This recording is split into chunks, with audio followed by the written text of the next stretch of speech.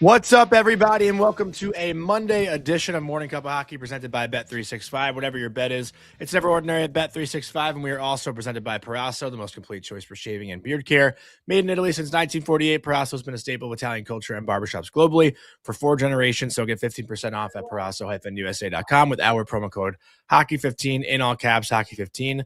That's Colby, Cohen. I'm Jonny, Lazarus. We got Tyler Yaremchuk joining in about 30 minutes. We'll talk a lot of USA and Canada, obviously, with the preliminary rounds being completed this morning. I want to give a shout out to the Sioux Falls Stampede, or as they were this weekend, the Sioux Falls Fighting Wiener Dogs. I got the hat now, and they gave me my own jersey, so I got a little bit of Wiener Dog support going on this morning. I could match Colby with a little dog hat on this show going forward, which I'm pumped about.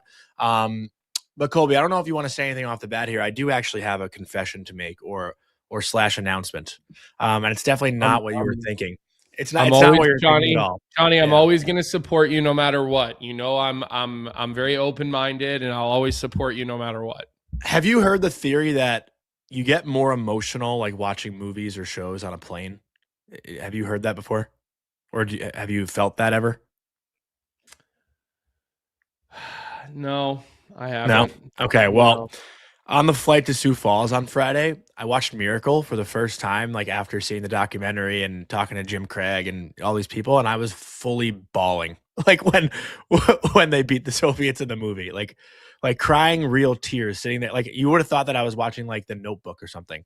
Like I felt so embarrassed by it, but I don't know. I think watching Miracle now in this time of year and after watching that documentary on Netflix, like, it's so I don't know if anyone else has ever watched that movie and cried real tears, but I don't know if you have. You look angry at me for some reason. Is it not what you were hoping the announcement would be?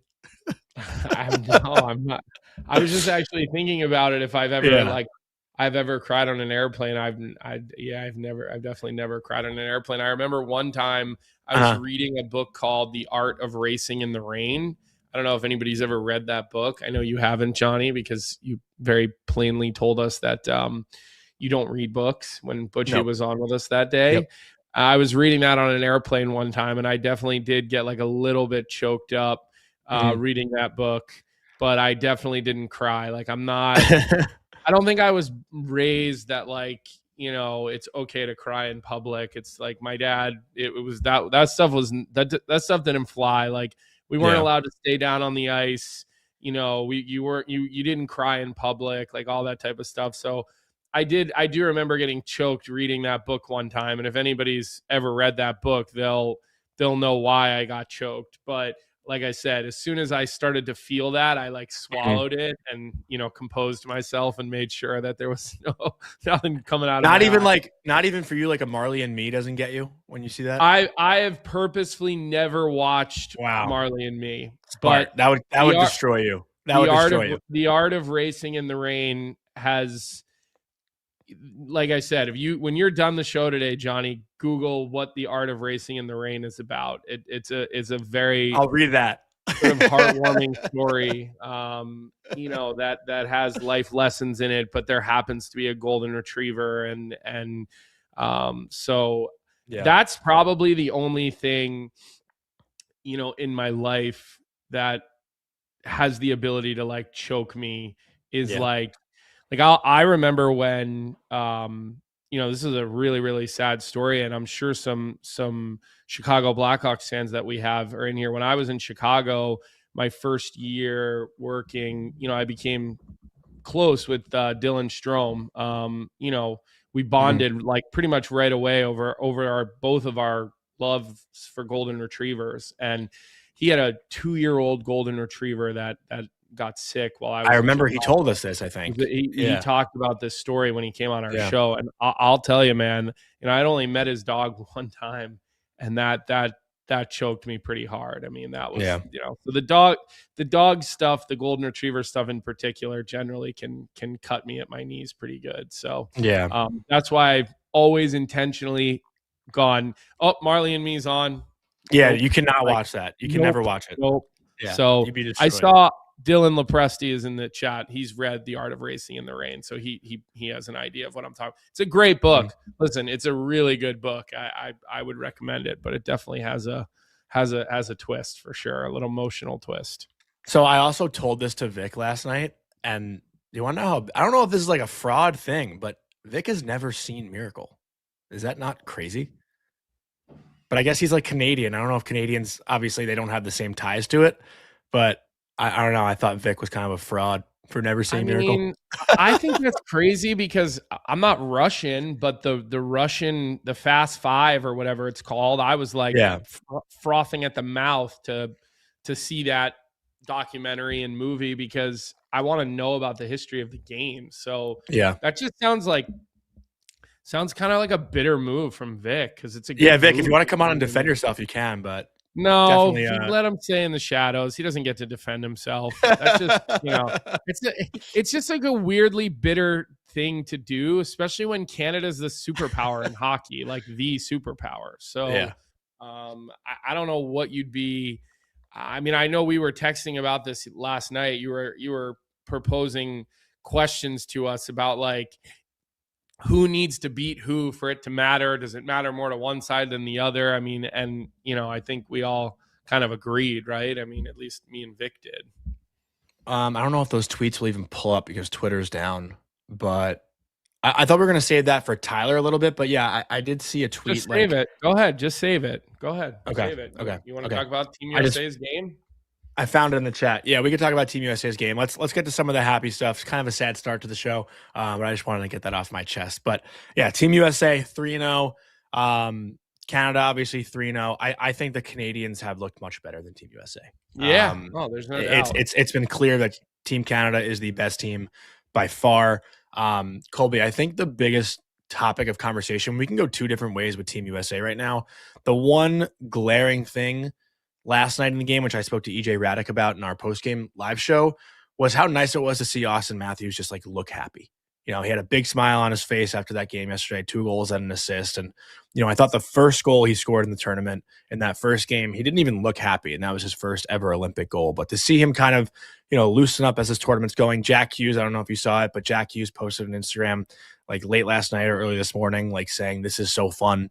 These guys are starting to have fun. They're finding it a little bit, but it hasn't been consistent. It's back-to-back games with like pretty bad starts or slow starts. Yes, against Norway. Yes. Or excuse me, Denmark. Yes. Denmark. Yes. Yeah. That was a bad first period. And Jeremy Swayman, I mean, like, I would have gotten him out of the net so quickly. I guess I understand why they didn't. They ultimately knew they'd win that game, and you didn't want to have to bring Hellebuck in. They really should have had Ottinger on the bench that night. Then they probably could have gotten Ottinger a game just in case you need him. Now Ottinger's not gonna get a game, which isn't ideal. But I didn't. They outshot Germany in that first period. Like, I mean, again, it doesn't look like Canada. That I won't disagree with. But I don't think that the start against Germany was that bad. I mean, look, Germany does have Seider.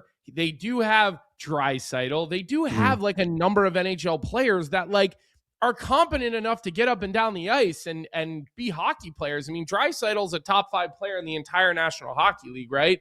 Or somewhere in that realm. So, I mean, they dominated that game, right? I mean, they hit a post. They dominated the game. They had grade A scoring chances. Like, I mean, late in the first, Germany had a push. 2 pushes. They had 2 shifts in a row where they hemmed the Americans into the zone and they had a push. But again, there are some competent players on those teams. And you look at even the Canada games, Johnny, like Canada wasn't winning 7-0 after one period.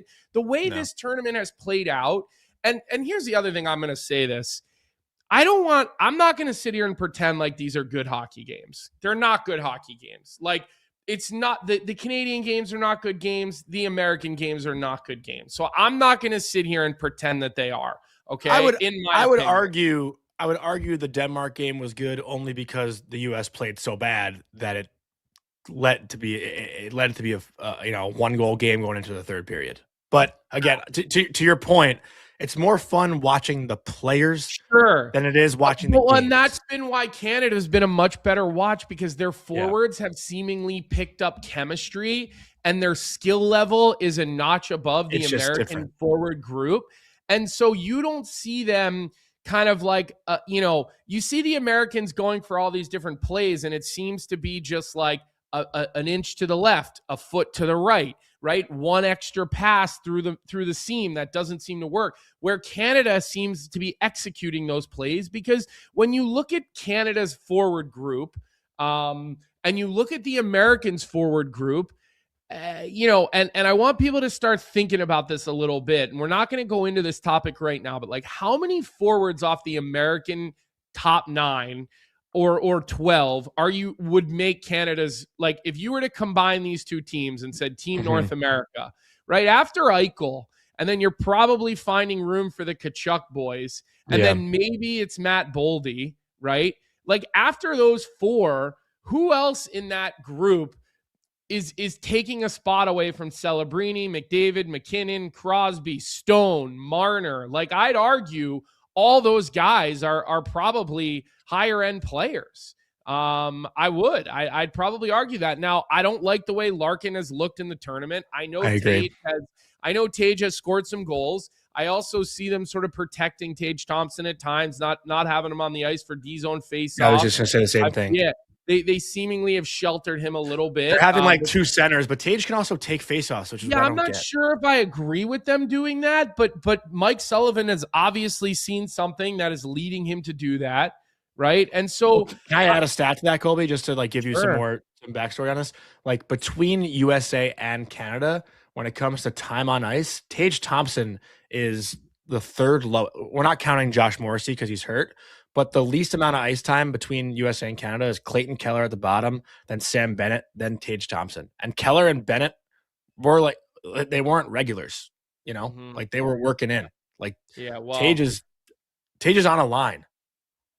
Yeah, like he's not the extra skater. But they've been pushing Hughes up the lineup pretty much every chance they get. They've been kind of dragging guys up into some of those spots. But Tage has more goals. He has more goals than Guentzel, Boldy, like Eichel. He's opportunistic. There's no doubt about that. And that's probably his role. Like, they need him to be able to finish. And so I don't know. Like, I think that's been one of the biggest differences to me, is like, you just don't see the chemistry there yet. I think Eichel has not, he hasn't taken over as much as I would like him to, like, I would love to see him take over a little bit more. I think Matthews, again, he's won every draw. The amount of plays that Matthews made defensively in the neutral zone yesterday, to me, was pretty glaring, but he's still $15+ million a year Auston Matthews. He's the highest paid player at the Olympics. I still want him to take over a game, right? And I know he put up a couple of numbers, and look, it's going to be the same conversation about Auston Matthews, who had a good day yesterday, and he stepped up when his team needed it to. How's he going to do in the playoffs, right? It's the same conversation that we have during the regular season with him. So if he can go against Sweden in a couple of days here in the quarterfinals, if that's who they end up with, and he can continue to do that, then, I'll feel a little bit better, and I'll feel a little bit more confident it's him as this tournament drags on. I don't know if it's a play style difference, but to me, Colby, it feels like the Canadians have wanted to like actually step on throats and run up scores. Where I don't know if the U.S.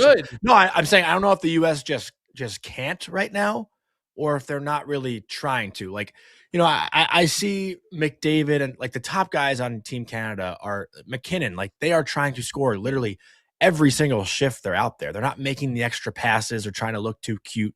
I feel like the Americans are guilty of that at times. They were as the game went on yesterday. I will say this: when it was the game, first half of the game yesterday, I thought the U.S. made a pretty conceited effort to really put pucks to the crease. Like, you think about the Matthews goal that went off of him. Quinn Hughes is attacking the net. Quinn Hughes also just kind of threw a couple of power play too into the feet of the goaltender and tried to create kind of chaos around the net. But again, it's just been underwhelming for me, the forward group of the United States, other than the 2 Tkachuk brothers. They have not been underwhelming to me. I think Matthews. I'd say Jack Hughes in there too. Yeah, okay. Yeah, he has the puck on his stick a lot, but I want to see him go into the middle of the ice a little bit more. I feel like a lot of his play is still on the perimeter. I do, as he has looked good. I mean, he's a perimeter player anyway. Like that's kind of his style. That's not gonna get it done though. Once these games get real hard. So, and listen, when you have an NHL superstar team, which both of these teams are, playing against a majority of AHL or ECHL level players, and it's shift after shift, right?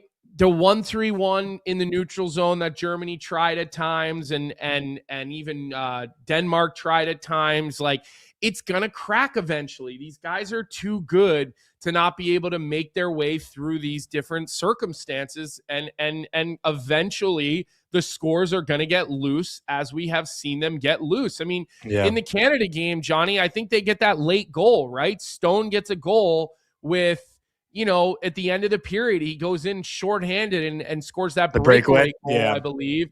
And like, I think they finished. It was 3-1. What, 2 or 3-1? Yeah. So that's what I'm saying. Like, yes, it has looked a little more cohesive for Team Canada, but again, these are fucking not good hockey games. They're just not. Like, I'm yes, it's fun to see these collections of players together, but that's why I think the Four Nations was so good, because you couldn't take a shift off.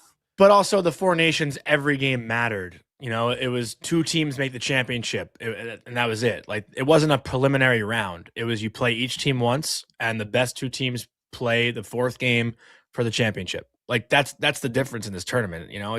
It's a round robin, and everyone gets a chance to make the quarterfinal. It's just a different setup. But the Olympics are the Olympics. I also think I also just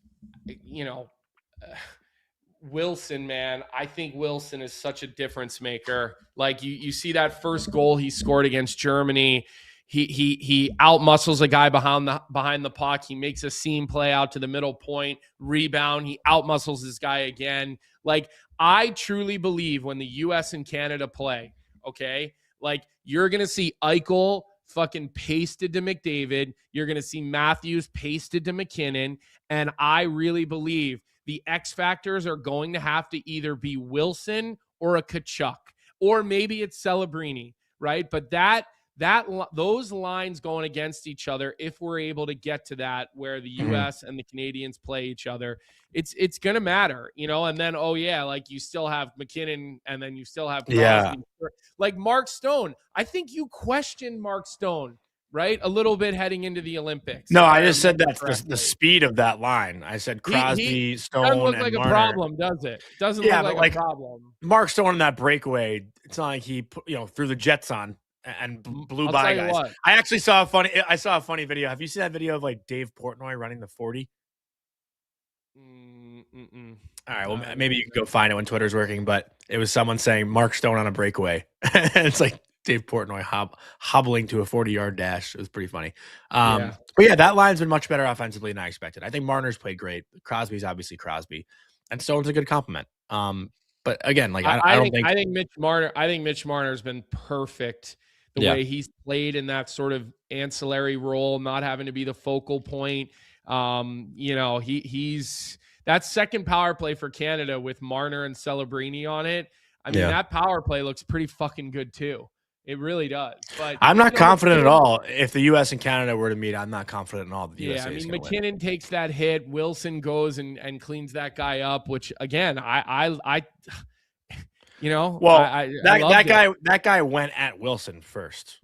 And then Wilson, once the guy's back was to him, Wilson tried to ragdoll him. But that guy went at Wilson and was unloading him. I respect Wilson for going back at him, but I think that guy went at Wilson first. They look like they kind of met behind the net. I mean, I thought Wilson kind of finished his hit on him, and then he gave Wilson a shot, and then but then he dropped his gloves and started throwing at Wilson like in the crease. He honestly like kind of jumped Wilson a little bit, and then Wilson jumped him back in return. That's how I saw it. But again, like, we don't get to see the highlights of the replays really, so I only got to see it once or twice. I was happy to see Zach Werenski get a goal in that game, because I do feel like this is not the same level that we saw him at in the Four Nations, and maybe it's because he's not playing as free because he's not the guy offensively. Quinn is there. Yeah. You think about Four Nations. McAvoy got hurt early, right? in Four Nations, and Quinn was not playing in Four And Nations. Fox got demoted. So Werenski was the guy there. Now Werenski is a little bit more kind of on the back end, right? And so I wonder if that's why he's kind of been a little bit more nervous. You've seen a little bit of jitters out of him. He hasn't handled the puck as clean. So scoring that goal early in that Germany game as he did off that beautiful pass by Auston Matthews, like hopefully that settles him in. Usually when you score a goal when you're feeling a little jittery, that usually can kind of settle your nerves. And that's kind of what it's looked like. I mean, other than for the Tkachuk brothers, like there's been a lot of the guys on the American team, to me, they just look a little bit nervous. Like even Larkin, like the puck seems to be rolling on him. His reads are a little bit off. I mean, he's one of the usually more reliable guys in the entire National Hockey League. And, you know, I've seen him get caught a couple of times as F3. And of course, he back pressures the puck about as well as anybody because he's so dedicated to both ends of the ice. But it just hasn't been good enough, right? It hasn't. And that whole line, that's the line that has to figure it out a little bit more. It's been Larkin, Thompson, and Keller yesterday. That line did nothing really till like late in the third period. I know Tage gets that goal, but like it's not like they were dominating offensively before that, you know. Tage obviously has a rocket of a shot from the high slot off a good play from Larkin. I think Sanderson started that play from the wall, but I didn't think that line was really doing anything the whole game. Keller barely even touched the puck, I thought. Yeah, he looked, uncomfortably nervous. But it's his first game. Yeah, it's his first game. But the problem is, Johnny, is that and Vic just made the point, Colby, like that line would be going head to head with Crosby, Martin, or Stone. Yeah, that's a big problem. They can't have. I don't think they're going to feel real good about having Tage Thompson in that spot. But listen, things are going to get tighter. Like the ice time has been distributed a lot more evenly. And I don't think that will continue. As you get into these other games, the ice time is probably going to get clamped down a little bit. I think you'll probably see more of Brock Nelson and Jack Hughes against Crosby's line than you would Larkin's line, which is surprising because, again, Larkin is he's a premier 200-foot guy in the National Hockey League. Like, he's not exactly known for his offense, but he's just one of those guys that doesn't have a weakness. You know what I mean? He's just so solid in so many different areas, but he's not offensively in the same category as, some of these other players that we're talking about. Well, what do you make of this comment in our chat from Charles Saul? Sully's refusal to experiment and deviate from plan A is very concerning also. Because even John Cooper has switched up the lines a bit. He's stacked the lines. We haven't really seen much from Sullivan and the staff as far as changes go to the lineup, to lines. He's kind of gone and done the, like, what the Edmonton Oilers do. Like, hey, we need a juiced shift here. So, like, let's throw McDavid and Draisaitl together. That's what they've done, throwing McKinnon up on the wing with Celebrini and McDavid. Like, if Canada needs a goal in the third period, by the way, I think Twitter is back. Twitter's back. Yeah, I just got a notification from Tyler. So I think that it's one of those scenarios where, like, if Canada needs a goal late in a game, those guys have some chemistry. And look, I do think that that's interesting. That's probably a little bit of a different philosophy, but I guess I would ask, because I don't who had that comment, Johnny? I don't see it in the chat. Charles Saul. So my response, 7849. My question to you, Charles, would be like, what would you do? Like, who would you mix up? Would you throw Matthews between the Kachucks and maybe put Boldy? Like, I'd throw Jack Hughes in Guentzel's spot. Go Guentzel or go Hughes, Matthews, Boldy. Like, Guentzel hasn't been super loud either. Yeah, I'm not against the idea of moving Jack Hughes up the lineup a little bit. Yeah. I think he's probably earned that through these games, and maybe they'll prep. Look, they are going to have today. Today would be an off day, my guess, because they just played back to back, right? Yeah, they have tomorrow, and then they'll have a practice day tomorrow. So maybe we'll see that a little bit in the practice day. I mean, you haven't had a ton of practice time, but I think one of the reasons where I feel like John Cooper probably has a little bit more freedom to mix and match guys is that he's got higher caliber players, offensive forwards that can seemingly just figure it out quicker. I mean, Celebrini and McDavid look like they've been playing together for the last 10 years. I mean, Are we surprised, though, with how I mean, but those are elite, like the most elite of the elite. Well, It's just different. So in reality, right? In reality, like, let me just ask you this. You look at the American top 6, okay? Who in the American top 6, Johnny? Are you doing the North America thing? Are you putting in the Canadian top 6? Like, who would it be of that group? Eichel's for sure. Okay, so Eichel goes into the top 6. McKinnon goes to the wing. Hagel probably gets bumped out. And then maybe Brady Tkachuk? Maybe Brady Tkachuk. Probably not. We're talking just top 6 for Canada. Yeah, well, that's because your top 6 is where you're counting on all your your production from. Yeah, I don't think you need to force Brady in there. Right. So that's my point. Is like, there's a difference in probably offensive talent between these two teams. Now, on the other side, defensively, Johnny, like, the only two defense that I'm probably pushing into the American top 6 would probably be Makar. And I like Harley, dude. I like Thomas Harley a lot. Yeah, I do, but I don't necessarily love how he's played. I think Drew Doughty's been really good. I know they haven't played anybody with 2 Olympic medals. With 2 Olympic medals, like, I'd probably take out Faber. I'd probably be comfortable pushing Sanderson out. And I'll say this, like, I don't know, like, I haven't loved how Jacob Slavin's been. I'm not taking him out, but I haven't loved how he's played. No, Slavin and Faber have been underwhelming for sure. They've just sort of they haven't been as good defensively, right? Yeah. So I'm just saying. So you can make the same comments from the Canadian blue line, but again, like, it's not like Taves isn't a. I mean, he's still an all-star. He's still an all-star in the National Hockey League. Shea Theodore's an all-star. Travis Sanheim, okay.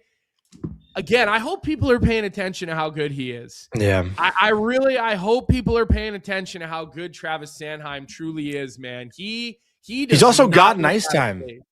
Yeah, he's played 14:55. That turnover Parayko had on that German goal, was it the first German goal? That was not. No, they played France.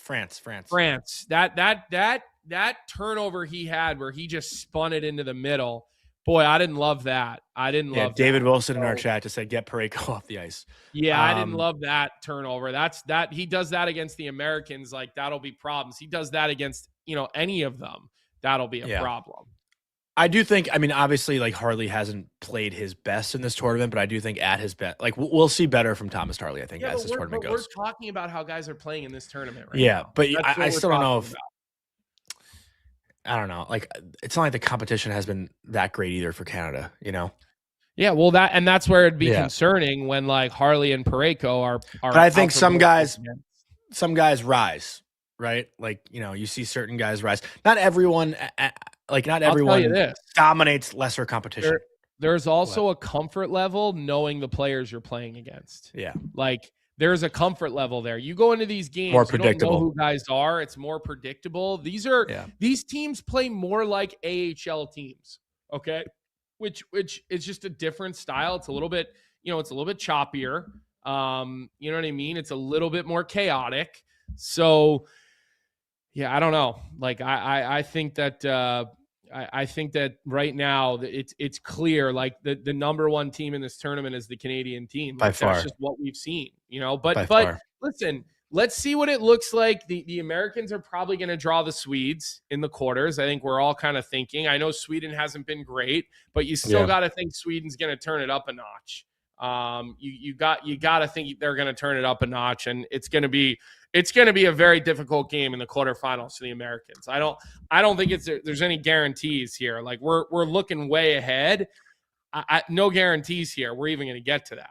The one thing that I will say, which I talked about a little bit in the postgame last night, Colby, for people that are saying, like, Robertson, Caulfield, that got snubbed and whatnot, JT Miller and Vinny Trocheck have done their jobs. And, the PK for Team USA has been the best PK through the first 3 games.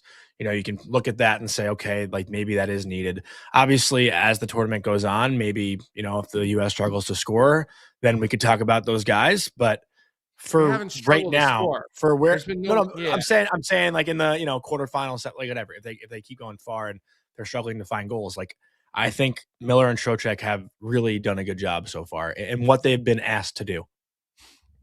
Yeah, I'm not blaming those guys whatsoever. Their minutes have been limited. They've played on the fourth line.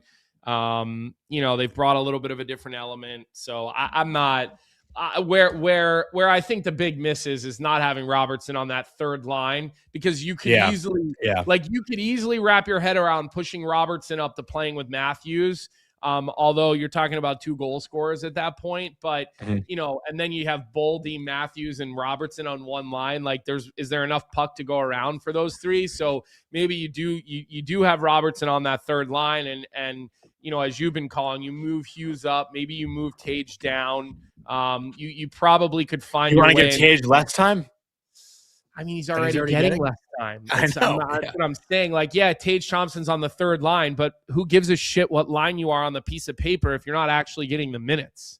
Yeah. Yeah. All right. Tyler Yaremchuk is here. So before we bring on Tyler, just a quick word from our sponsor, JP Weisers. No matter where your team sits this season, watching the game with your crew makes everything better. The wins feel bigger and the rivalries hit harder. As the official whiskey of the NHL, JP Weisers is all about those moments that matter from October through June, the rituals, the midweek matchups, and the regional rivalries that bring friends together, because when you get the crew together for a game night, that's a W. This season, fans can look forward to limited edition products and plenty more from JP Weisers. To stay up to date, visit jpweisers.com and subscribe to the JP Weisers newsletter for the latest on limited edition drops, products, and more. Must be legal drinking age. Enjoy responsibly. With that, let's bring on our friend. Haven't talked to you yet in the Olympics, Tyler Yaremchuk. Good morning. Great to see you. How you feeling? I'm feeling great. It's a great morning up in Canada, land of the Four Nations champions, land of the 1 seed at the Milano Cortina Winter Games. It's good living.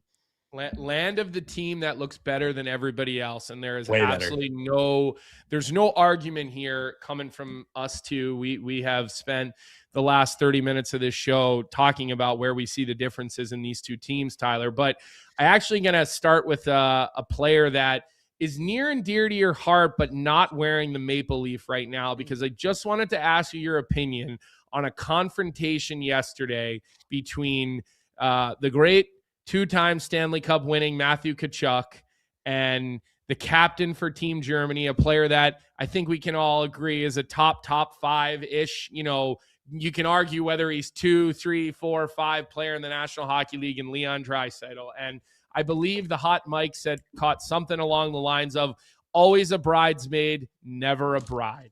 Does that irk you, or are you just so laser focused on that maple leaf right now that Leon Draisaitl is an afterthought for you?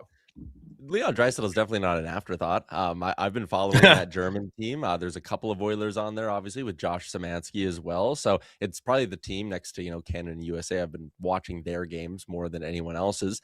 Does it irk me? No, I think it's a pretty good and deserved chirp. Matt Tkachuk has bested him in back-to-back Stanley Cup finals, so that's all good. I'm not going to sit here and be like, oh, I'm grossly offended that Matt Tkachuk called Leon Draisaitl a bridesmaid, because for the last 2 Stanley Cup finals, the Edmonton Oilers have been the bridesmaid. So yeah, I thought it was whatever. I thought it was funny. A good chirp shows that there is like a pretty deep rivalry. I'm sure Matt Tkachuk stayed up all night trying to think of that one, and he got his spot and delivered it. I just want to. I don't know if he's staying up all night. That seems to come to him pretty quickly. Let's give Tkachuk some credit in that asset. Like he can let it rip when it comes to chirping. I'm not the biggest fan of how much he runs his mouth, but when he does, like playing against him, I would crumble playing against a guy like that. He'd be in my head the whole game. He would. That's just how I was. I was mentally weak. Sorry, Colby. You want to say something? I'll admit this too, Tyler. Like, happily, I find myself rooting for Macklin Celebrini every time he's on the ice, hoping he scores a goal every time he's on the ice. I've obviously been, watching this guy play and rooting for him since he was played at BU and getting to know him a little bit at BU. So I have probably never had as much, jumped out of my seat as many times for the Canadian team to score as I do when Celebrini just seemingly makes an unbelievable play. And I'll ask you this, Tyler, and we'll start there. Like, are you surprised at how good he's been? Because, man, him and McDavid look like they've been playing together for 10 seasons with the chemistry that those two have found so quickly. And I think you could probably just attribute that to the fact that they're both hockey savants. Yeah, they've been unbelievable. Like the chemistry, like you said, there's been a couple instances where, Celebrini's been tapping his stick on the ice for McDavid to pass him the puck. And it's like, man, like you got to have some The stones to be beaver 19 tap. years old at the Olympics and giving Connor McDavid the beaver tap. It's crazy.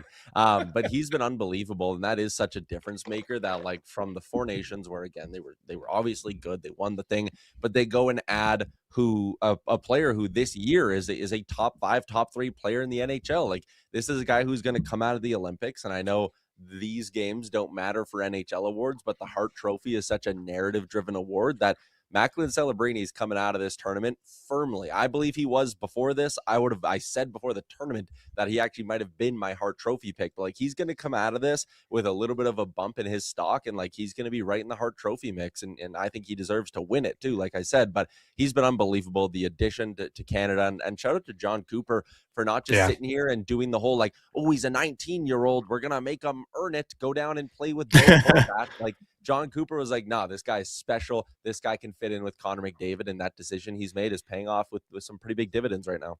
Yeah, and it seems like he's almost I don't want to make this a stretch, but he's like honestly kind of a leader on the team. It seems like guys are rallying around Macklin and how happy they are for him and how much they love playing with him. Like after every game, you hear McDavid, McKinnon, all these guys rave about Macklin.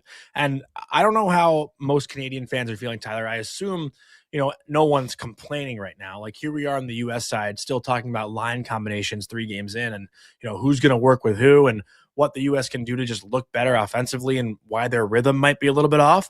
But are Canadian fans even questioning this roster or who they left off anymore? Or is it now like, this is the clear best team in this tournament? And if we lose, like, it's just bad day.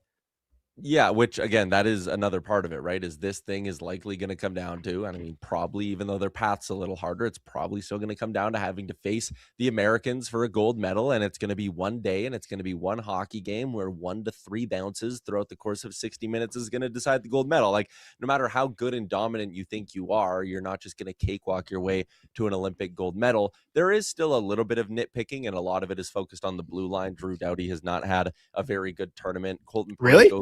Really, yeah, I love the way. Yeah, we think Doughty's been good. Yeah, I love how he's playing. I really do. I love how he's played. I think he's for such expectation too. He's just such I find him to be a calming presence. Like I really do. I don't know. Like I know it's subjective, Tyler, but I very much disagree with that. I was telling Jonny before the show started, because we were talking about how not a lot of American forwards could really crack the Canadian lineup. Like they could crack it, but not necessarily in the roles that they share on the American lineup.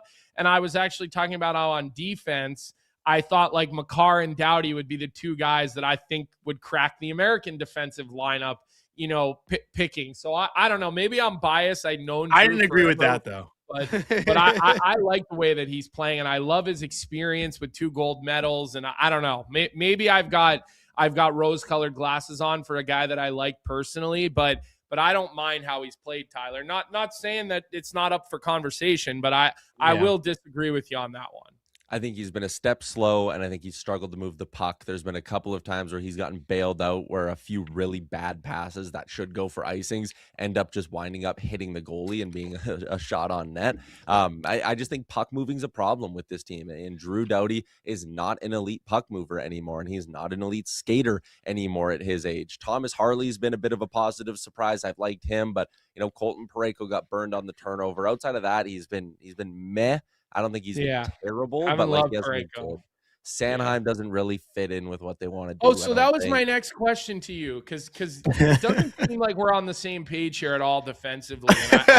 You guys are so opposite. Like I'm watching Travis Sanheim in this tournament, and I'm sitting here saying to people, are you paying attention yet to how good this guy is? Because everything you just said that Drew Doughty, you don't think Drew Doughty is doing, or even Colton Parayko is doing, I feel like you're getting that from the 15 minutes of Travis Sanheim.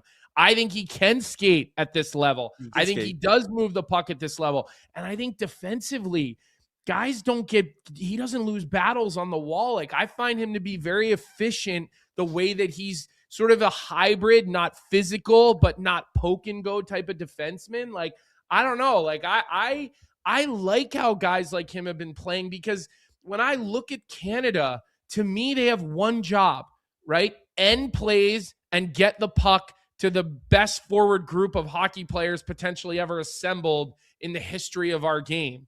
I mean, and I'm comfortable saying that full well knowing many years ago you had Gretzky, Lemieux, go Lindros, go right down the I mean, I look at this group of Canadian forwards, Celebrini, McDavid, McKinnon, Crosby, and I'm like, geez, that sounds a lot like that group all those years ago that we all marveled at, even though maybe, I mean, we were very young at the time, but can still remember it. I don't think you're asking a lot from the Canadian defense. I don't think you need a lot other than just make the first pass. I mean, Makar, obviously the exception to that rule. Yeah. Well, not yet. Again, I'm grading this a little bit on a curve of like, look at the competition you've played. And I don't think, even though they've played, a couple of good countries, Switzerland, Czechia are both fine. France, obviously not. But like, there have been a lot of mistakes. There have been a lot of clunky breakouts that I'm nitpicking. They're 3-0 with a plus 300 goal differential or whatever the goddamn hell it is. Like we're nitpicking here.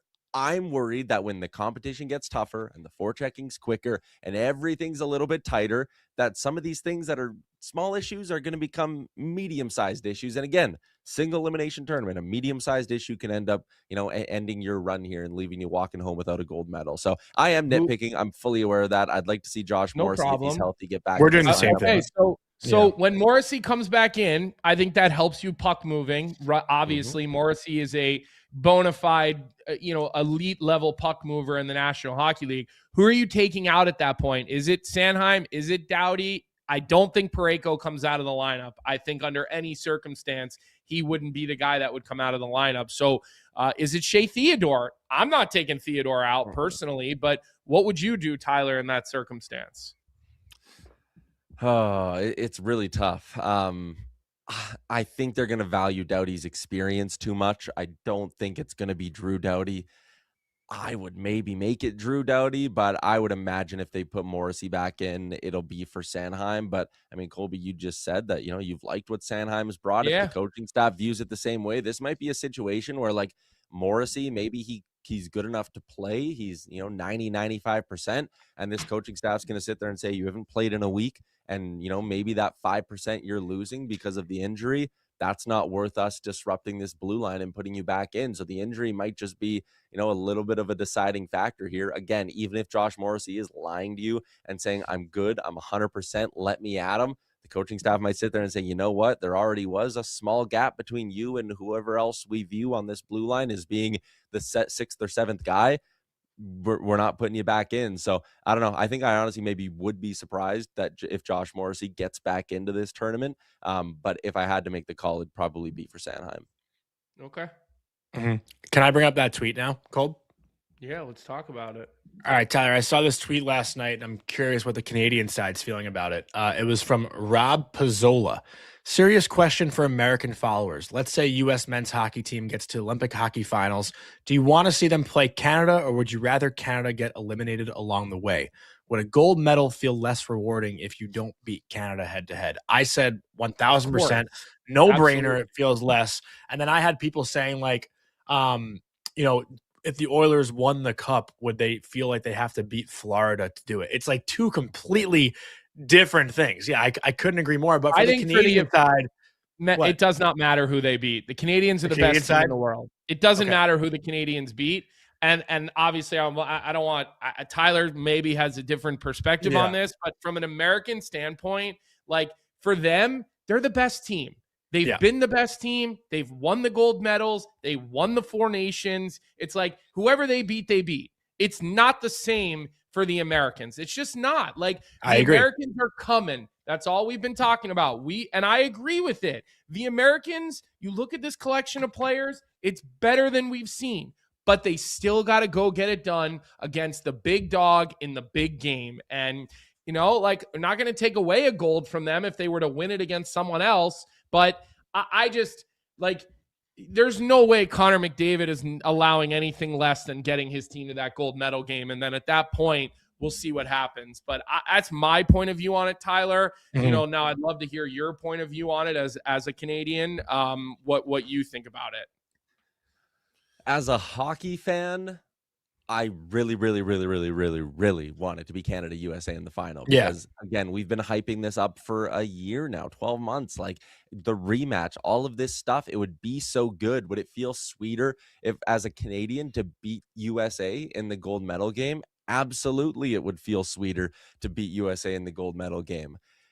I think, that Sweden matchup that we're all kind of looking at as looming in the quarterfinals, obviously is not going to be an easy one. Even though Sweden struggled throughout this tournament, you still have to respect the pieces they have in that lineup.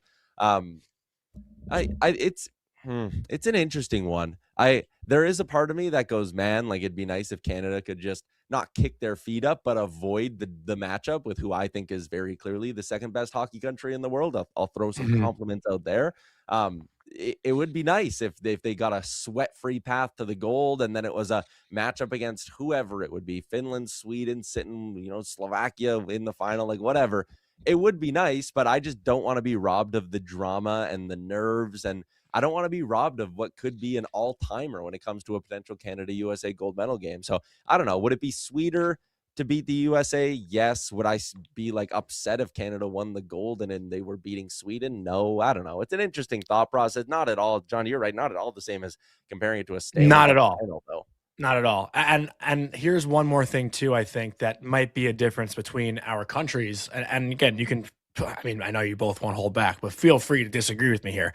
Because someone replied, it makes no sense. If Canada by some miracle gets knocked out, then they clearly weren't the best. And I'm like, okay, Canada could outshoot Slovakia 70-20. If they lose 1-0, doesn't mean they're not the best. Like the reaction to Canada losing, let's say in a semifinal or quarterfinal versus the reaction to the US losing in a semifinal, bless you, or quarterfinal, everyone would say, oh, just an off day for Canada, where I think the US would get way more criticized and be like, oh, they just weren't good enough because of the way the roster was built. There was a lot of questions with the US, right? There was. Yeah, so I think if the US doesn't get to the final, it's a different disappointment.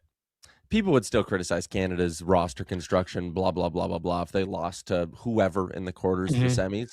But I get what your point. Like, again, I think there were a lot more legitimate gripes with how USA built that roster. So, yeah, that's probably fair. I think USA losing to Sweden would be, man. Who's the guy? Let's say the Canadians don't win, Tyler. Who's the guy that people are going to have the most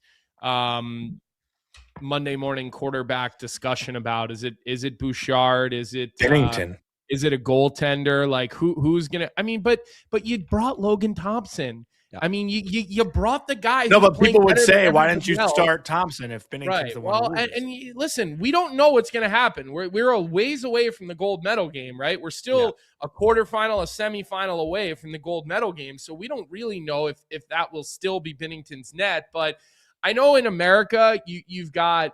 It sounds like Robertson and Caulfield are the two names that just won't go away. Who are those names in Canada, or is it quiet right now because the Canadians have just looked so good?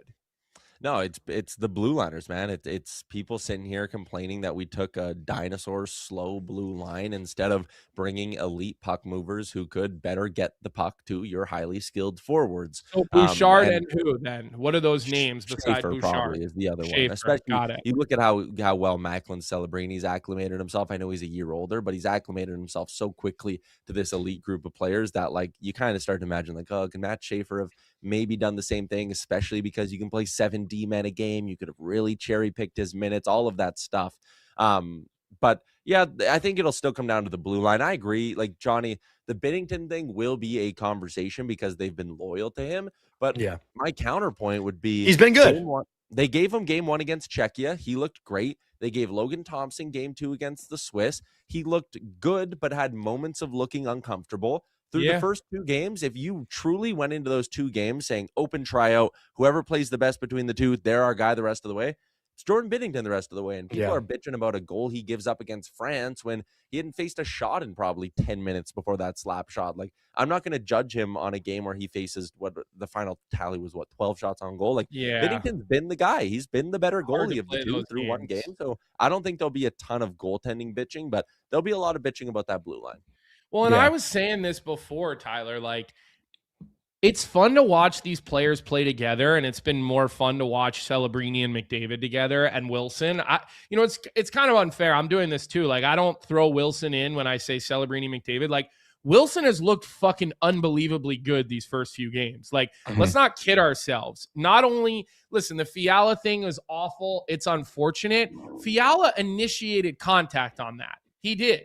That was a reverse hit that went wrong where he fell on a guy. I mean, and that could have happened at any point of the year, not just the Olympics. So like, I'm not sitting, like, Tom Wilson has been an X factor for Canada. You think all the room that Celebrini and McDavid have out there, now granted, McDavid creates space in his sleep, but it doesn't hurt having Tom Wilson, who, by the way, has enough hockey IQ to play with those two guys, knows where to go. You watch Celebrini cycle a puck down below the goal line and then run himself through the crease, then fade out for a one-timer. Like, Tom Wilson operates with the same frequency level as those two guys through the first couple of games. Like, let's not kid ourselves at how good this guy has been as a hockey player and then a physical force to go on top of it. Like, to me, he has the ability to be the X factor in a gold medal game, Tom Wilson. He really does. Like, he's been everything you could possibly ask for when you're looking at this team. But, you know, when I think about guys that have it in them to go out there and be those force type of players, like Tyler, he's been, we had Bruce Boudreau on here talking about him on Friday or Thursday of last week. Like, I can't stop talking about how good he's been. Like, everybody bills him as a goon. Everybody says he's dirty, he's cheap. Did you hear what Pierre-Edouard Bellemare said, the captain from France? A guy who played in the NHL for a while, okay, was a very well-liked and respected guy. Like, I remember him and Radko Gudas were good friends when he played here in Philly. And I've talked about on the show, Radko and I we lived on the same floor in a condo building in Philly. We became good friends, through that. And so I met Pierre a couple of times, and he talked about how, because of the game was where it was at, he said Wilson was actually pulling off hits quite frequently in that game and letting guys off the hook quite frequently in that game. And he said the reason he did what he did was because they took a run at one of their players. So Bellemare actually came out after the game and defended the play of Tom Wilson, right? So everybody paints this picture of this guy that he's a mass murderer, he's a dirty player. Now you have all these players coming out saying he's really not a dirty player. He's his hits are generally not dirty. So, I just, in thinking that I haven't enjoyed these games that much, Tyler, like, it's fun watching this collection of players play together, but seeing them play basically AHL, ECHL level players, other than that 4 or 5 guys on most of these other countries, it's not great. It's just not. I said to Jonny, like, I'd rather a 4 nations tournament or a 5 nations tournament. You want to add, obviously we all miss Russia and how good their team would be, but these aren't good games. They're not. I'm sorry. And so until we get to this quarterfinal round where the stakes are raised, I think everything we're talking about is a little bit premature. It is. I know it's our job, but I think it's a little bit premature. Yeah, I think that's fair. I'll say, like, the games with Canada and USA aren't good games. But like Switzerland, Czechia yesterday was awesome. I mean, fair point. All that action in that Slovakia, Sweden, Finland pool, the Finland, Sweden game was awesome. Like, there have been some really good hockey games in this tournament. But Canada and USA are head and shoulders above the rest. So yeah, they're going to go and blow everybody out in the round robin. And we're going to sit here and talk about things like the blue line and nitpick, even though it probably doesn't matter. And we won't be able to truly judge it until, like you said, Colby, they start running into some better competition. And that kind of brings me back to Johnny's thing where it's like, well, is the only true competition each other in all of this? And again, Sweden will push the USA and Canada will get probably a really good punch from Czechia. They'll push they'll get pushed. But you're right. Like, again, everything we're doing and the conversations we're having, it's all incredibly premature right now. Yeah. But I also said too, I see a lot in our chat, like, listeners wanting like a Canada USA best of 7. Like, the build up for the one game is what makes this what it is. It's one game. Oh, I don't know. I think a best of 7, we could build that up every other night. If we're doing a best of 7 every year, is that what I'm not calling for that every year. No, but I think some people have wanted the Four Nations every year and like these things every year. It's the World build-up Cup for these 4 if years. I remember correctly, the World Cup was not just a one-game winner-take-all in '96. If I remember correctly, best of 3, I believe. Exactly. Maybe it's not a best of 7, Johnny, but you can't sit here and tell me a best of 3 or a best of 5 between the U.S. and Canada isn't something that we couldn't get high off of our asses watching for 5 straight days and get so jacked up to watch for 5 straight days. Like, I'm sorry. I think we could. Of course, but the one game just makes it, to me, it's like a Super Bowl. It's one game. What do you think? Go ahead, Tyler.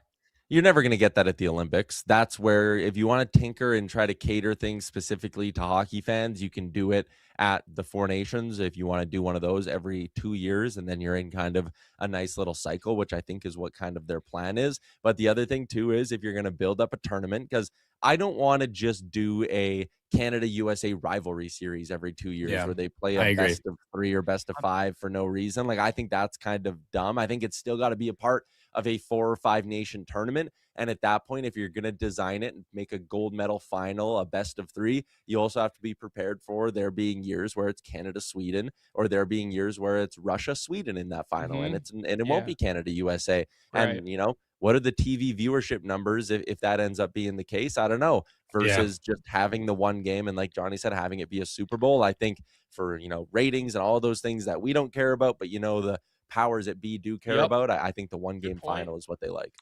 I also think the build up to Canada and US meeting each other is fun, right? The other thing that but hold on, there's a comment in the chat that I want to address where someone's saying that they don't agree with me. Colby is wrong about the stakes for these AHL, ECHL level talented players.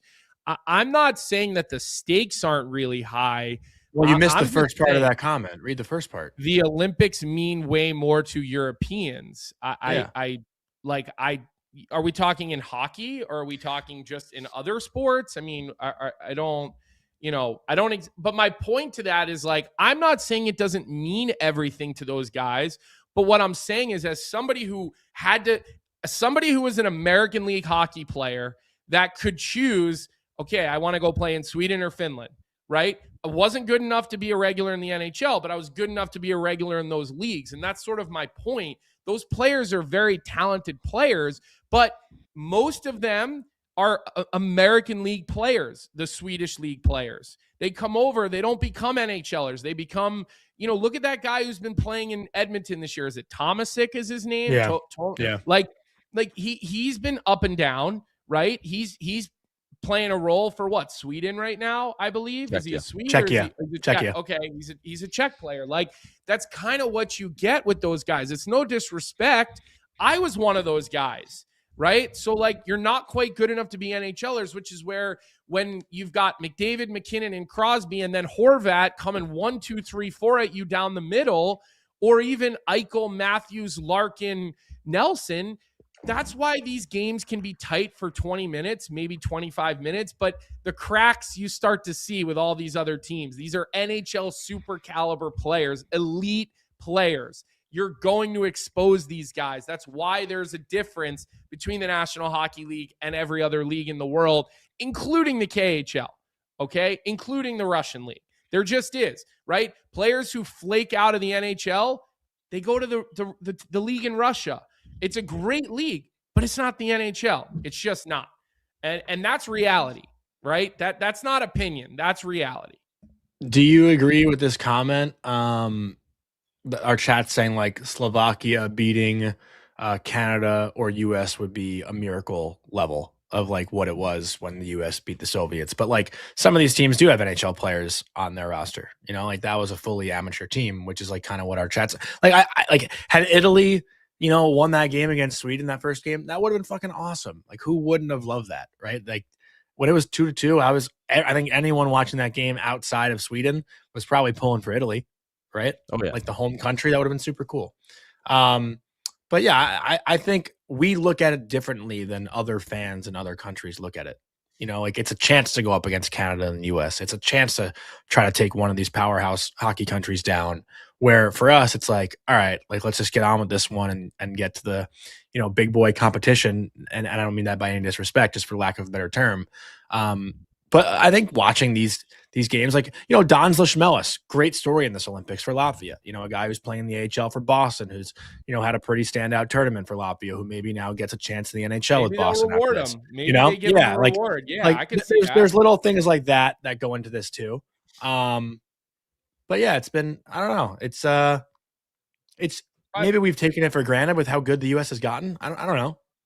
The last comment I'll make here is just so you guys know, like even growing up, I at the U17, U18 level, like we play in these 4 nations or 5 nations tournaments. Like it is not uncommon to have a 5 nations tournament. I'm pretty sure I played in those both U17 year and U18 year. We did play in a 4 nations tournament, but we also played in 5, right? So, there is those scenarios that actually happen, Tyler, in international play. And, I think that's something that, again, obviously the World Cup is coming back, but, we'll just keep an eye on that, right? Like maybe if the World Cup and the Olympics don't go as planned, maybe they revisit those ideas. Yeah. I think there's plenty of ways for them to get creative when it's an NHL sanctioned and owned event. I think like talking about changing the way the Olympics ain't going to change for anybody. The IOC is not going to rejig how they do this tournament. So it's kind of just a moot point. Yeah. We should have commented in our chat from David Naraki about like you guys think the Italy goalie could get a look from the NHL AHL team after that first game. He's a 2nd round draft pick to the Ducks. He's good. Yeah, he's not like some. He also didn't play all that well when he came back in later in the tournament. I know he was dealing with an injury. It wasn't nearly as good at that point. Tyler, last question we're going to ask you before we go. It's not a U.S. or Canada question. Like I know the LA Kings are a team that the Edmonton Oilers have seemingly run into pretty consistently in the playoffs for the last number of years. And we're always like, oh, LA is they're finally going to slay the dragon of the Edmonton Oilers. And, then you laugh in our face and you tell us why we're wrong, and we're wrong every year. So I'm not going to make that mistake this year. I promise. Kevin Fiala, surgery on his leg, season ending, what do you think? And is this going to be a talking point for people to say, yeah, we don't want NHL players in the Olympics. Like we shouldn't be doing this. I mean, it's a horribly freak injury, but I just kind of wonder what you think the reaction is going to be from LA Kings fans and other. If this would have been happening at the same time that there were still a lot of bitching about the quality of the ice or the quality of the rink or anything like that, then I think there would be a conversation of like, why are we screwing around and going to these? I think every player will sit here and tell you, like, yes, they feel bad for Kevin Fiala. Kevin Fiala would probably tell you, like, it sucks, but I wouldn't trade the opportunity to represent my country in Olympic Games for anything. So I don't know. I think, again, unfortunate, obviously sucks for the Kings. As soon as you get Panarin, you end up losing Fiala, and obviously Panarin's still better, but like massive blow to that team that looked like they were in buy mode. But I think every player will tell you across the board, like, getting a chance to play at these games is 100% worth the risk that comes along with it. Even if it means one guy, maybe another guy gets hurt, like it's hockey. That'll happen. Jonny said it earlier. Kevin Fiala could, blow out his, whatever he blew out in his leg. Yeah.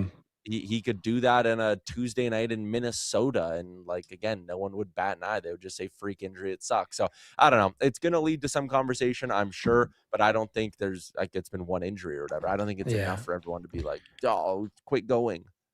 I mean, even last year, you can look at last year, and Drew Doughty like breaks his leg in preseason and is out for like 6 months, right? Like, people that are saying, why don't we do this in the summer? Well, first of all, the Olympics, the hockey would never be involved in Summer Olympics, first of all. And second of all, like even when baseball did that, like, I don't know if it's called the World Cup of Baseball or whatever they do, like Edwin Diaz hurt. Yeah, Edwin Diaz hurt himself and missed the whole year. Like these things could happen at any point of the year. It's not like it's automatically going to happen in the Olympics in the middle of the season. The timing obviously sucks. And you guys both made great points about everyone feeling bad for Fiala, but like to use injuries as an excuse to pull out from the Olympics is a little ridiculous to me. Yeah, even if McDavid got hurt, David Wilson saying in our chat, even if McDavid got hurt. People are asking John Tavares got hurt in 2014. Like that ruined the Islanders. He was the Islanders' best player. He was like an MVP caliber guy that year. And he went down. Stuff happens. Tyler, it would suck. It would definitely suck. Tyler, from a coverage standpoint, what do you have going the next couple of days between Daily Faceoff Live, post-game shows, live streams? Like talk us through your coverage a little bit so we make sure that everybody is completely on the same page. Yeah, I think on today, tomorrow, it's business as usual. DFO Live, ON every day. Wednesday, I'm going to join the sheet and do a little joint post-game show for Canada's quarterfinal game with Jeff Merrick, and then roll right into ON every day. And then if Canada makes the gold medal game, the plan is to be, they're opening up the bars early in Canada. It's a 6 a.m. mountain puck drop. And my plan is to be down at Greta and be doing a watch along with my boy Liam. 6 a.m. Mountain Time is wild. Yeah, it'd be 5 a.m. West Coast time. Like, wow, that sucks. Vancouver's 5 a.m. Because it's what, a 3 p.m. East Coast puck drop? No, it's at 8 a.m. 8 a.m. The gold medal. 8 a.m. Oh, gold medal on Sunday. Oh, wow. Yeah, Jeez. yeah. I don't know why. 8 a.m. on Sunday. It'll be an early morning. Yeah, that sucks. That will be an early morning. All right. Well, Tyler, we'll see. We'll see what happens. We'll see if that hat still reigns supreme by the end of it. The way it's looking right now, it's feeling good. But as we said, I don't think we've learned. Like, I think all the data points that we have right now kind of go out the window here in 2 days when we get to the quarterfinals. I really do. Yeah. I think that's where we'll really start to learn about these teams. And I think that's why you'll see Brad Marchand right back in the lineup for Team Canada. I don't think he'll be on the sidelines here for the big push, and makes you wonder who will come out offensively. I mean, I wonder if it's Bennett. I wonder if it's Jarvis. I wonder if you even need Bennett when you have Wilson. I just don't. Wilson seemingly kind of a better version maybe of Bennett, if that's potentially to say. So, all right. Well, we will tune in to Daily Faceoff Live today. We will keep an eye on the Canada post-game show on the sheet here in a couple of days. And we'll look forward to asking you to get up early again soon and come back on the show. God, the alarm went off way too early today. All right. See you. Thanks, Ty. Appreciate it. I appreciate you filling in for me, Tyler. It's all right. You can leave him off screen, but I appreciate Tyler filling in for me when as much as he did there for the last couple of weeks too. So he's the best. Tyler's a good teammate, always there to have one's back. So what else we got today, Johnny? Nothing really off the top of my head. I did see our friend Wes from Out West over the weekend in Sioux Falls, so it was good to see him. I know you got your hoodie on. Mine is currently dirty in the wash, so I'll get that washed for after the rest of the week. Gotta rock the States hoodie. I love how the logo. It's on the other side. Yeah. I love how they put the logo on the sleeve, man. It's one of my favorite things they do at Out West is having the logo on the sleeve for these hoodies. It's such a cool touch. Especially because the logo is not just like screen printed on, like it's got a raised feel to it. So I live in these hoodies, man. When my brothers were here, obviously spending some time with the family over the last couple of weeks, they were constantly trying to steal my Out West hoodies. So Vic, put them in the chat just so everybody has the link. You got to get this States hoodie. If you're an American hockey fan, I could tell you, like, you want something that not everybody else has. This is the hoodie. I mean, the fabric is insane. It's the same hoodie fabric that they use on their normal, the Zakara Performance hoodie, I think is what it's called, right, Johnny? Yep. If you're a golfer, this to me is a must-have. That's kind of what I've told my buddies. I'm like, it's a perfect hoodie for you guys to golf in the spring. But I'm not a golfer, but I just lounge on the couch in it. It's perfect. You get one that says States now with the hockey stick. I just think it's so unique and so different because all of the other Team USA shit looks the same. Like it all looks the same. So that's why I love this hoodie so much. The other thing that I want to make sure that I mention here, Johnny, like something that has been so helpful for me during this tournament has been Daily Faceoff's website's lines. Yeah. Especially with the other teams. Like US and Canada, you don't need it as much. For all the other teams, having the line charts on the dailyfaceoff.com website for the Olympics has been so helpful for me. I basically just print them out before the game and I just have them handy. So you kind of know who these guys are because there are certain players that you're like, oh, I recognize that name. I wonder where he plays now. So that's been super helpful for me throughout this tournament. So I don't know who is in charge of that at the Daily Faceoff at our company, but I'll give them credit because having these is important as all hell for everybody except really for the US and Canada. For everybody else, these are like my guide to what's happening and who's playing. Yeah, no, I couldn't agree more. Like I think it was the Denmark game. I didn't really recognize anyone on their blue line. So like having the line chart for the Denmark game to like just go and see who is who was super helpful. But as far as other things, Colby, we do have the live show this week on Thursday. So Colby, Vic, all of us will be in New York on Thursday night. You can catch us coming to that. Who in our chat? Anybody in our chat right now? Yeah, let us know. To that on Thursday? It's Thursday. Yeah, on Thursday. Tickets are free, by the way. So if you do want to come, you can go to nationgear.ca and get your ticket for free. We'll have giveaways, activations, special guests. There will be some people that work in hockey that are there that are attending. We'll do like a little bit more of a Q&A style thing versus like a live show because we want to interact with all of you in person. So it'll be an interesting mix. And if you're not able to come, I believe we will take the recording from Thursday night show and make that our show for Friday. So for the people that weren't able to attend, you'll at least get to watch it the next day. Any other things to get to? We can get to our Bet365 bet of the night, Colby, if you have nothing else to say about that. So our Bet365 bet of the night, whatever your bet is, it's never ordinary at Bet365. Download the app and get in on the game. You must be 19 or older. Auston Matthews right now, plus 700 to lead the Olympics in goals. He's just one behind Macklin Celebrini. Macklin Celebrini leading the entire tournament in goals, which is wild, but so happy for him. Matthews is second with 3, at least between Canada and US. Matthews is second. There are other players still in the tournament with 3 goals, but Auston Matthews 1 goal back of Macklin at plus 700 is pretty good value, but we need the captain AM34 to step up here as the tournament continues. So good value there if you're looking for some value. Any other thoughts, Colby, before we wrap up today's show? Actually, Team USA women's play at 10:40 this morning against Sweden in the semifinals. So that's coming right up here in the next 25 minutes. They look like a juggernaut, don't they? Yeah, they're nasty. They're a wagon. I don't think anyone's touching them. Anybody tell me, is Poulin back playing for Canada yet? Is she back? I think I saw her on the ice. I saw her because in warm up. The warm up. I think Catherine Tappan posted an Instagram story that she was interviewing her in her game uniform. So she's back. Must be back. So that will help. Who knows how healthy she is. But when they're hopefully on collision course, because again, that's another one. Like you want U.S. versus Canada gold medal game for the women. You want Poulin back. Like you want the best to be against the best, and that's hopefully what you're going to get. So we'll see. The American women, they've been a juggernaut so far, and they'll continue. But you get into that gold medal game if it's U.S. versus Canada, man. There's so much more to that than just a hockey game. There really is. So we'll keep an eye on that and see how that game moves forward here.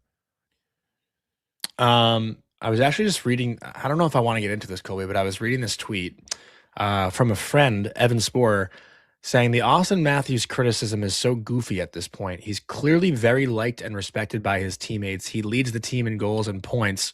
Just because he doesn't wear a Men's Warehouse suit to a game, it doesn't make him a bad leader. Any thoughts to that? Well, I agree with the point of he's clearly well respected by his peers and by the people who make the decisions. I mean, Bill Guerin, I'm sure didn't just go rogue cowboy and choose him as the captain. He had a pretty well-respected, well-seasoned group of individuals. I'm sure Mike Sullivan had a hand in that. I'm sure, the other general managers of the team, whether it was Chris Drury, whether it was Zito, I mean, go right along, right? Keller, I'm sure they talked about this. So there is clearly something that we all don't see or agree with within USA Hockey to have Auston Matthews continue to lead this team. I don't necessarily care so much about what he wears. I think it's more just when you have a guy who's supposed to be your leader, generally speaking, you either want to see him dominate on the ice or be that vocal leader. And I think that's probably where Connor McDavid's not yelling and screaming on the bench. We've seen it though. We've seen glimpses in the of locker room. We've seen it behind closed doors, which we've been privy to, right? But I think that's probably where some of the Auston Matthews criticism comes from. Listen, it just doesn't look as it doesn't look as intense with him as it does with the others. Yeah. Right. I think it's more of like a body language thing. I think it's been a long history of us watching him for the last number of years and feeling like it just hasn't been there. Right. Yeah. It just hasn't been there. So I'm laughing in the comment. This ain't the World Juniors. I wonder how Brian Burke feels about that comment now. About Celebrini and the world, this isn't the World Juniors, right? So again, listen, I love Macklin. I'm not surprised at how successful he's been. When Macklin was still in college, I said this guy is going to be a Sidney Crosby caliber talented player. It's true. Said that when he was we have the receipts. There is receipts to that. But listen, I want to see Macklin do what he's doing in the quarters. I want to see him do it in the semis, and I want to see him do it in the gold medal game. Nathan MacKinnon said he might be the second best player in the world behind McDavid. He might have just which I don't agree with. I think MacKinnon has earned the right so good. On that mantle, or Cale Makar has probably earned the right on that mantle. But I'll tell you what, Macklin is certainly making a case. I mean, I know Jeff Merrick was having that conversation with Tyler the other day saying, like, is it time to put the Celebrini to the Bedard comparison to bed? I mean, I love those guys, but I'd say they're late to the party on that one. Yeah. They are. They're a little late to the party on that one. I don't think that this has been really that close for quite a while. And it doesn't mean Connor Bedard won't be on the next Olympic team. It doesn't mean Connor Bedard is not on his way to becoming an elite superstar, or he's already got star power.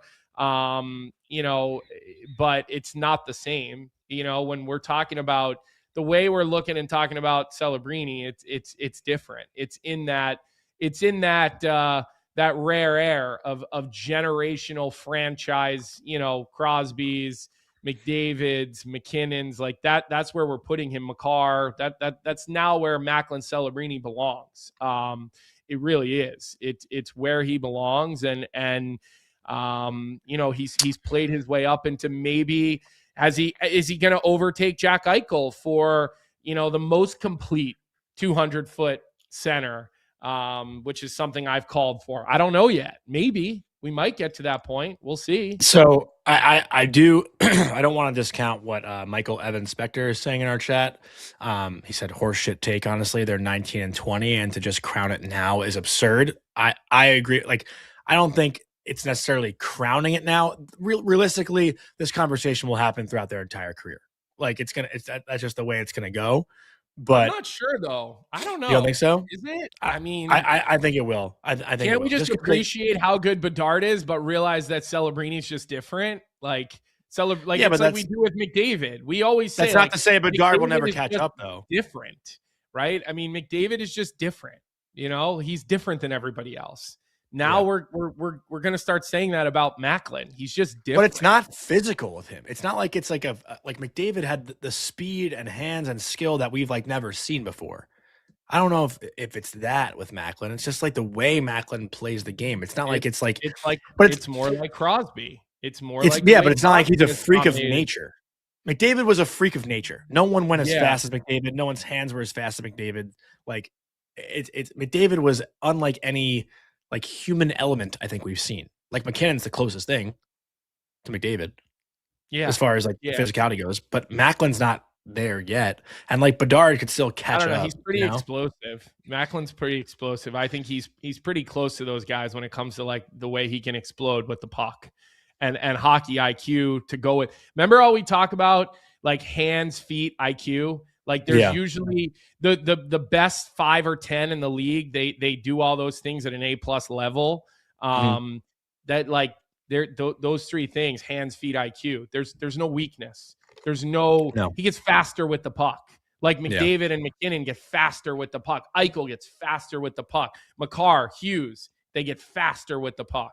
Right. We haven't talked about Quinn Hughes at all, by the way. He's been unbelievable to watch. He's been so fun to watch. He's been so fun to watch. He's just a difference maker. The way he just moves the game around like a conductor. And do you agree with Ariel's comment? With us, by the way, because we still have a lot of people here. Hit the like button. Our likes are too low, right? The likes is what helps carry our show throughout the day. We had a pretty big audience today. But the likes, they help carry our show for the rest of the day. And I don't think we're just saying Celebrini is the best because of the Olympics, Ariel. I don't think that's what we're saying. Like, look at the regular season this year.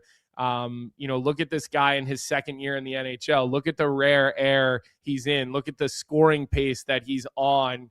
Look what he's doing to a team that probably has no business being even near the playoffs in a rebuild. He's dragging them along. So I think when you combine that with how well he looks and how much he's fit in at the Olympic level, I think it's okay to add the Olympics. But I don't know if you've been here the whole show or not, Ariel, but I just said, like, we need to see Macklin do it in the quarterfinals, and the semifinals and the finals, right?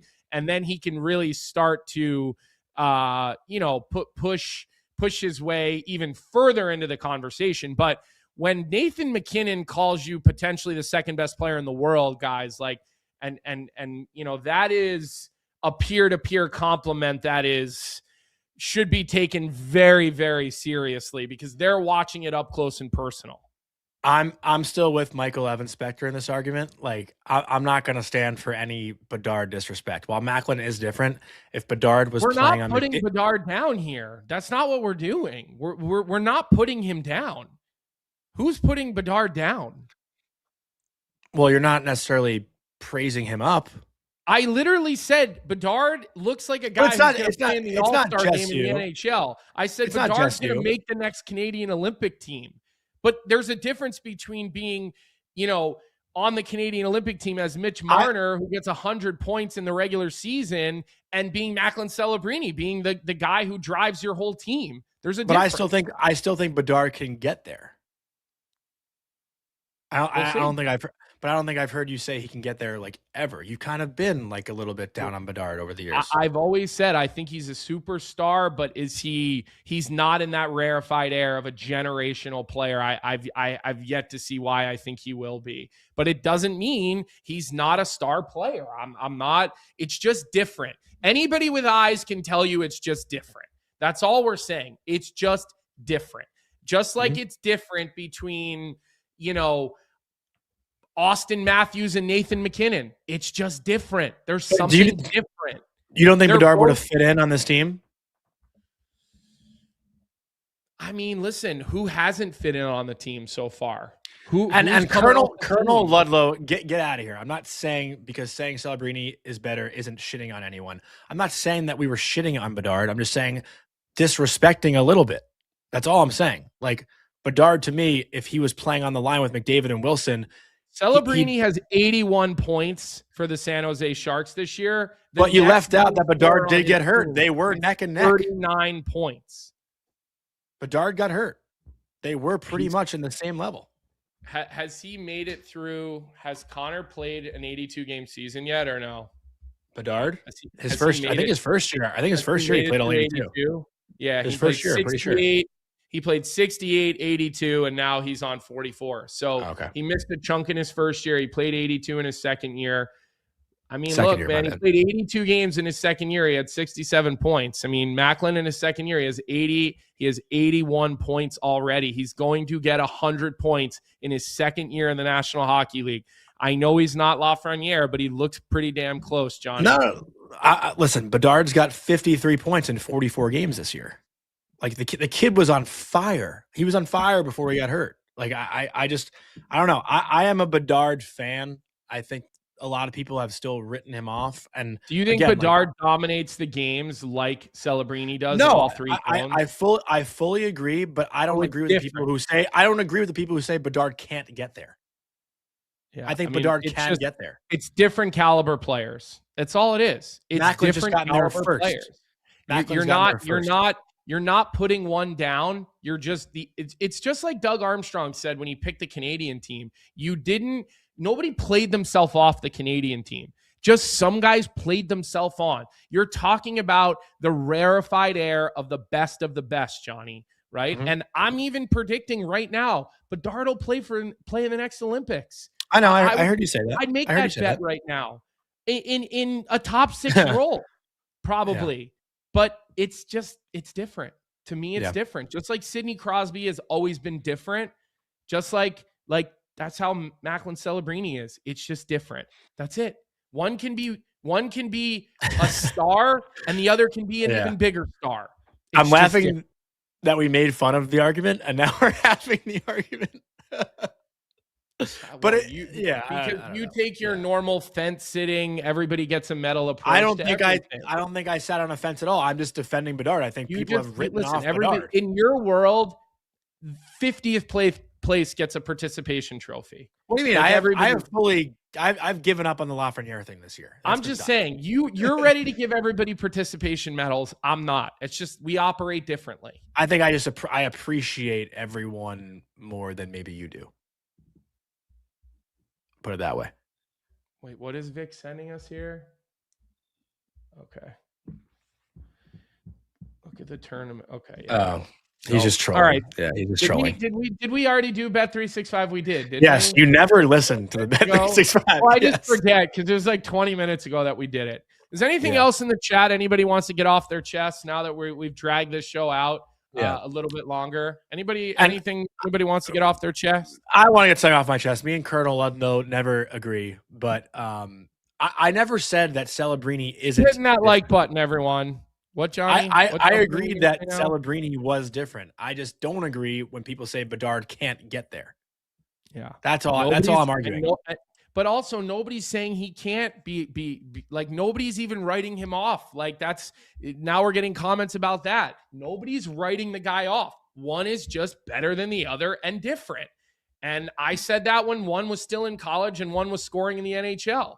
I said, and so it's just one is different than the other, and we'll see. We'll see what happens, right? And now there goes a Mitchkov comment. You couldn't get through a shit. There was actually somebody. I think Zach in the chat earlier said somebody took a shot at Tocchet. Somebody like he had like a Mitchkov reference that he felt like talking. Tyler said, "Look how they're just putting Celebrini with the best players, and they don't care about his age." And they thought that was a shot at Tocchet. Trust me, that was not a shot at Tocchet. No, nobody's thinking about Mitchkov right now when they're playing Celebrini. Those you want to talk about two players that are not even nearly in the same stratosphere. Well, there you go. We've arrived at that point. So that's all we got for today. Team USA women start in about 10 minutes in their game. Marie-Philip Poulin is back for Team Canada, so that gives them way more juice in the tank for Team Canada women. I hope they can have a great gold medal game, and I hope we can get to a point where those two teams are neck and neck for the gold medal, hoping obviously that the American women can come out on top. That's kind of the hope. But I do want to see a good gold medal game like I was treated to in 2018, the game that I got to call between U.S. women and Canada that ended in a shootout for a gold medal, which kind of sucks. You don't want a gold medal game decided by a shootout. The rules are what the rules are. The IIHF just generally doesn't get anything right, so that's just reality.